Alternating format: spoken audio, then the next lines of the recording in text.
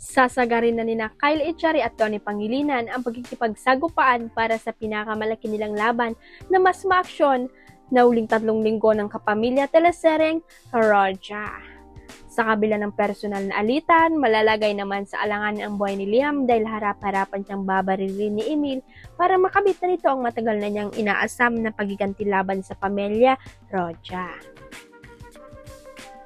Matinding pasabog ang hatid ng final escape thriller na inilabas ng ABS-CBN kamakailan lang kung saan masusubok ang saman at prinsipyo na Liam, Donnie at Olsen Kyle Echari sa gitna ng tumitinding sigalot laban sa grupo ng hostage taker sa pangunguna ni Emil o Joel Torre.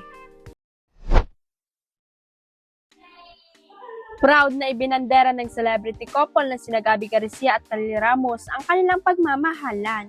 Sa kanilang Instagram post, ibinagi ni Khalil ang mga larawan nila ng kasintahan sa loob ng 9 na taong pagsasama. Still crazy after all these years, our 9th year in photos, saad ni Khalil. Laman ng kanyang post ang mga picture nila mula sa kanilang naging bakasyon.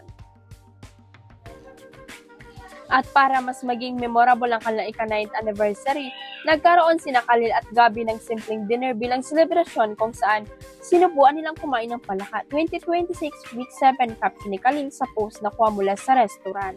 Marami naman na sa mga netizen at mga kaibigan ni Gabby at Khalil ang kinilig sa dalawa.